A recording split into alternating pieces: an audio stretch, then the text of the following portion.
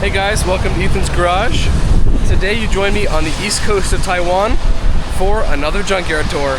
You know how I love junkyard tours in weird places and weird countries? And here we are. I don't know if this is fully formally a junkyard, but there's some junk cars, so I'm calling it that. But we are right here next to a insanely fast-flowing, silty river. But I'm gonna trudge through this very sticky mud and try to show you the few cars that are here. So strangely, it all appears to be kind of Suzuki stuff over here. Oh, there is that right there, the Verica. So here in Taiwan, they have extremely high tariffs on imported vehicles. So a lot of things that would be, say, Mitsubishi are instead a different brand here, or at least produced locally.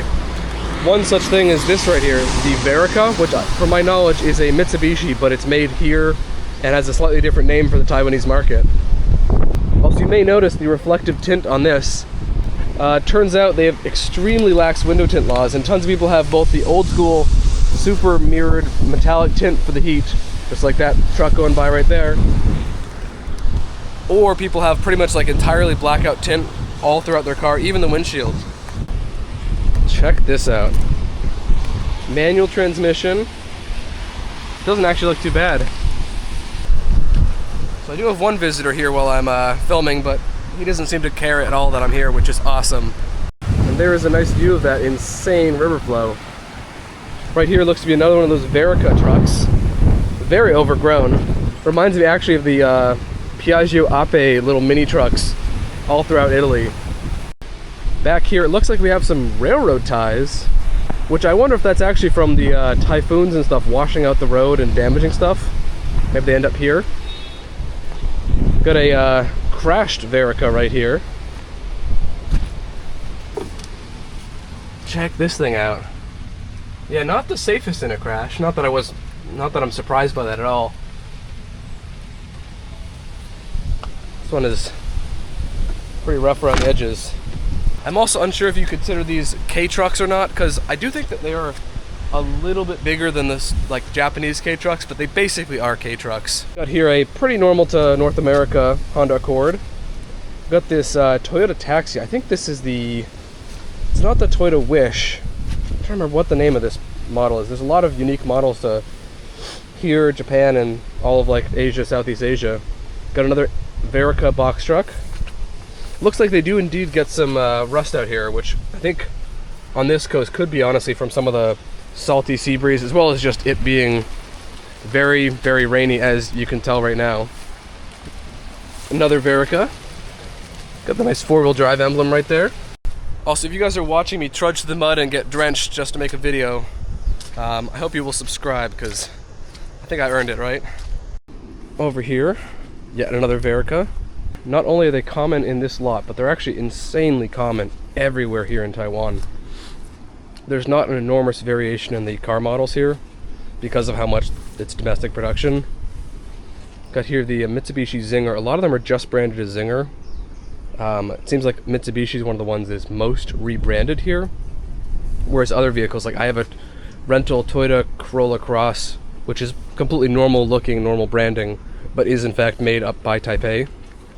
I'm not entirely sure if this is a tow truck or just more of like a crane truck. Because I know in Asia they're bigger into lifting up vehicles onto tow trucks. But I know I've definitely seen some more standard tow trucks as well. But hey, if you speak Mandarin, let me know what that says. Oh, the controls right there. Actually, not sure which brand this is. Maybe this is also a Mitsubishi. Yep, Mitsubishi Fuso. Such small little tires in these Vericas. You gotta wonder what happened to this Mitsubishi Delica. Maybe rollover? It looks like it may have actually been kind of stretched back into place, but may have been really crumpled. Plus you get the back hatch to the windshield, which is never a good sign. And then this is, I'm not sure if this is also one of the Vericas. It's a lot bigger. Oh, and this keys are right there, so if anyone wants a free truck, come on by. Canter 3.5, probably 3.5 diesel. Yeah, Mitsubishi Canter. Alright, now to check a couple of vehicles up in the front and then head out, because I gotta get dried off. Already gotten drenched once or twice today, so yeah, getting a little bit sick of being so soggy. Interesting little personal tidbit. I actually learned to drive manual on a generation after this Chevy Tracker, which was a pretty good car to learn manual on. Kind of missed that thing. These folks definitely seem to have a bit of a Suzuki specialty here, which is funny because there's definitely a lot of them here, but they're not like the most common thing at all. But they must really like them. And here's a newer Suzuki Grand Vitara. Actually, this is pretty much what I was just mentioning is the car I learned how to drive on, except it was a Chevy. And of course, you can never escape a Honda Civic. They are everywhere on Earth. This one, of course, with the super reflective tint, naturally. Up front here, we have a very US market style Honda Accord. And I really can't tell what this location is all about. It really looks more like parking.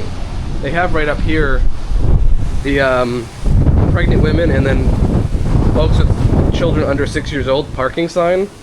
But it's like parking for what? Like I've seen that at like rest stops and stuff like that, but it's like, what is this place then? Who knows though? As long as they have cool cars, they certainly do. I've noticed Volvo certainly has a decent presence here. I think they make some of these in Malaysia, if I remember correctly. That and then Sweden and Belgium, depending on the model. Got another one of these Zingers. It does seem to be kind of a catch-all brand. It's weird. It's like sometimes it's Mitsubishi Zinger, sometimes it's Zinger some other thing. This one appears to be a taxi. I think this form factor would actually do pretty well in North America. Sort of crossover practical things often do well. They have to spice it up, I think, a bit more for Americans. Right here, probably another Verica. Actually, no. I got caught off guard by the blue. For some reason, I don't know if it's a legal thing or just a style thing. Pretty much every single truck here in Taiwan is either white or this blue. But this is actually Toyota. The Toyota, I don't know if it's actually the Zace or if that's like a sub model or something. But these are pretty nice. It's kind of amazing how many other types of Toyotas there are all around the world, or other types of really everything. Interesting though, because in all my trips to Europe, I've never seen one of these. So this is definitely an Asian-specific thing, or maybe Asia, Africa. Right here is a Nissan truck. I'm always not sure whenever I see like this type of truck with a Nissan or Ford badge, because there's so much in this segment rebadging in America and elsewhere that I'm always a bit hesitant to say it's actually a Nissan or actually a Ford or actually whatever, because so often it's really an Isuzu just rebranded. Right here is a car I've been kind of fascinated by recently. This thing, although at the front it looks like a Prius C, is this car made here in Taiwan. It is the Toyota Sienta, this interesting small minivan MPV thingy, made up once again near Taipei. And I kind of love it. It's very, very practical. It's good looking. And interestingly too, there's actually a newer generation from this currently being made. But I think in Taiwan, they only have this generation that was made up until, 2022 or something like that in other markets. But great packaging. These small MPVs are great. Here's another here, one of those Vericas. As you can see right there, it's also branded sometimes as CMC, which, if you're guessing that it might stand for China Motor Company, is exactly right. That's what it stands for. Right over here we have another Civic, although once again these do not look like Civics in North America. Like this part of the taillight's pretty much the same, although the lighter color is a bit different here. And there's lots of like subtle differences. Plus it's really common with this 3M stickers on the outside of everything. I actually kind of wonder with the window tint here if it might be a dealer installed option here as well, just given how popular it is. I didn't realize until I was this close to it actually how cool this Mitsubishi Delica is. This one appears to be a camper with a solar panel on the roof, which is awesome. I've always admired the Mitsubishi Delica. I don't know if they ever officially imported them to the US, but people have definitely brought them in since then as JDM imports. Of course, here we got another Mitsubishi Fuso. And a Hyundai Santa Fe, although I'm actually curious if it is in fact a Santa Fe here, or if it has a different name. Let's see. Yep, still the Hyundai Santa Fe. They also, well, this one is diesel actually, CRDI, diesel. They have a lot of these interesting sort of plates around things, because the Taiwanese plates, I must say, are incredibly boring, so people like to spice them up with little plate surround things.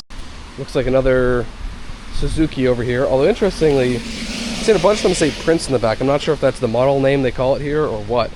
And we got a Scudo on the side, so yeah, if you know what that's about, let me know. This one has a safari snorkel on it, which is honestly super rad. Another car that is insanely popular here is the Toyota Tercel. I always love seeing these things, and they've basically almost entirely gone away in North America, but it's nice to see they are doing very well here, and in fact are one of the only older cars really on the road. Pretty much everybody has cars newer than 20, 25 years old. The Ford Escape is also a very popular option here, although it does look a bit different. A lot of subtle things. Looks slightly wider in some spots, and then the face of it is a little bit different than the North American model. Got another Ford Escape right there. And whatever this thing is, it's a Photon Omark. I haven't seen one of those before. With a Cummins engine though. We've got the Nissan Rogue, although I think they call it the Nissan X-Trail here. A modded Civic and another modded Civic. Alrighty, and just like that, it's time to wrap up the video and go head north, back up sort of toward Taipei. And I hope you guys have enjoyed this. I hope you guys like seeing weird cars all around the world. But it's time for me to wrap up the video, and I'll see you guys in the next one.